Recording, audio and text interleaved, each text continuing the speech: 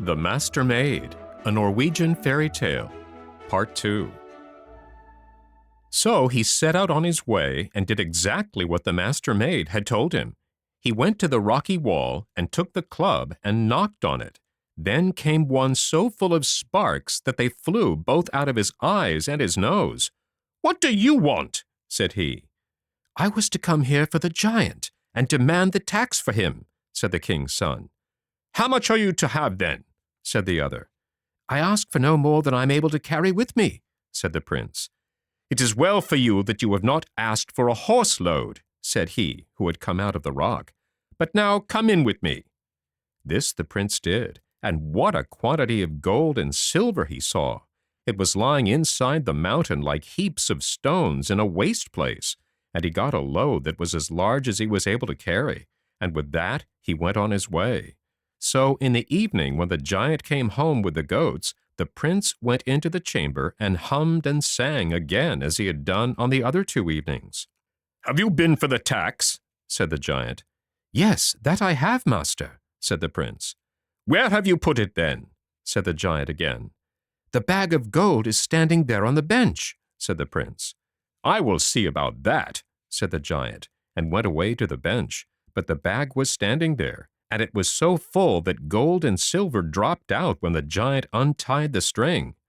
"You have certainly been talking with my master maid," said the giant, "and if you have, I will wring your neck." "Master maid?" said the prince. "Yesterday my master talked about this master maid, and today he's talking about her again, and the first day of all it was talk of the same kind. I do wish I could see the thing myself," said he. "Yes, yes, wait till tomorrow," said the giant, "and then I myself will take you to her." "Ah, master, thank you, but you are only mocking me," said the king's son. Next day the giant took him to the master maid. "Now you shall kill him, and boil him in the great big cauldron you know of, and when you have got the broth ready, give me a call," said the giant. Then he lay down on the bench to sleep, and almost immediately began to snore so that it sounded like thunder among the hills. So the master maid took a knife and cut the prince's little finger, and dropped 3 drops of blood upon a wooden stool. Then she took all the old rags and shoe soles and all the rubbish she could lay hands on and put them in the cauldron, and then she filled a chest with gold dust and a lump of salt and a water flask which was hanging by the door. And she also took with her a golden apple and 2 gold chickens. And then she and the prince went away with all the speed they could. And when they had gone a little way, they came to the sea, and then they sailed. But where they got the ship from, I have never been able to learn. Now when the giant had slept a good long time, he began to stretch himself on the bench on which he was lying. "Will it soon boil?" said he. "It's just beginning," said the first drop of blood on the stool. So the giant lay down to sleep again, and slept for a long, long time. Then he began to move about a little again. "Will it soon be ready now?" said he. But he did not look up this time any more than he had done the first time, for he was still half asleep. "Half done," said the second drop of blood, and the giant believed it was the master maid again, and turned himself on the bench, and lay down to sleep once more. When he had slept again for many hours, he began to move and stretch himself. "Is it not done yet?" said he. "It is quite ready," said the third drop of blood.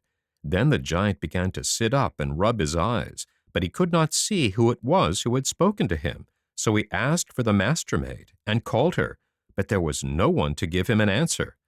"Ah, well, she has just stolen out for a little," thought the giant, and he took a spoon and went off to the cauldron to have a taste.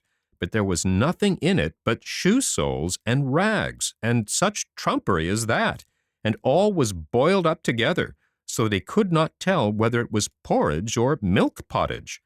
When he saw this, he understood what had happened, and fell into such a rage that he hardly knew what he was doing. Away he went after the prince and the master maid so fast that the wind whistled behind him, and it was not long before he came to the water, but he could not get over it. "Well, well, I will soon find a cure for that. "I have only to call my river sucker," said the giant.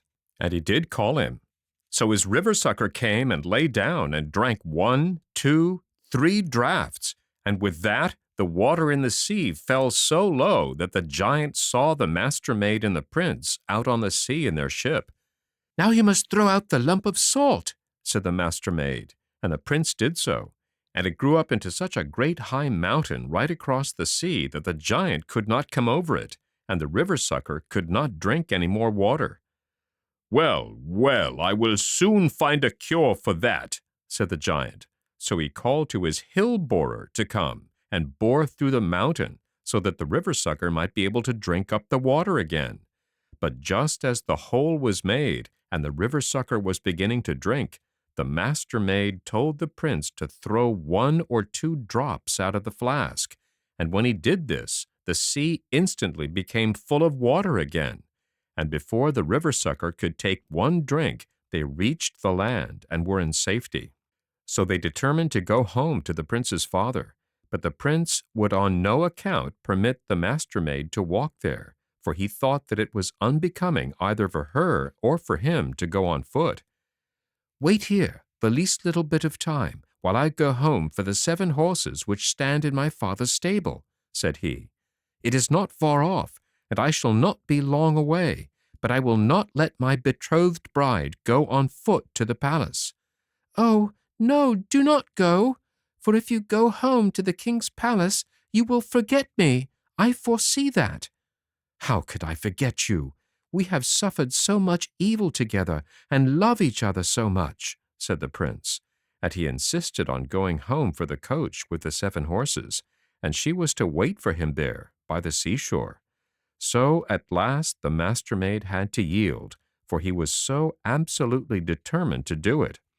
"But when you get there, you must not even give yourself time to greet anyone, but go straight into the stable and take the horses and put them in the coach and drive back as quickly as you can, for they will all come round about you, but you must behave just as if you did not see them, and on no account must you taste anything, for if you do, it will cause great misery both to you and to me," said she, and this he promised.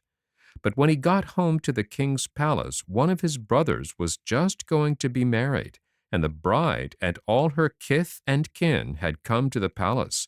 So they all thronged round him and questioned him about this and that, and wanted him to go in with them. But he behaved as if he did not see them, and went straight to the stable, and got out the horses and began to harness them.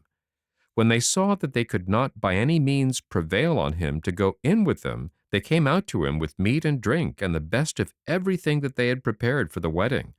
But the prince refused to touch anything, and would do nothing but put the horses in as quickly as he could. At last, however, the bride's sister rolled an apple across the yard to him and said, "As you won't eat anything else, you might like to take a bite of that, for you must be both hungry and thirsty after your long journey." And he took up the apple and bit a piece out of it. But no sooner had he got the piece of apple into his mouth than he forgot the Master Maid, and that he was to go back in the coach to fetch her. "I think I must be mad. What do I want with this coach and horses?" said he, and then he put the horses back into the stable and went into the king's palace, and there it was settled that he should marry the bride's sister, who had rolled the apple to him. End of Part 2.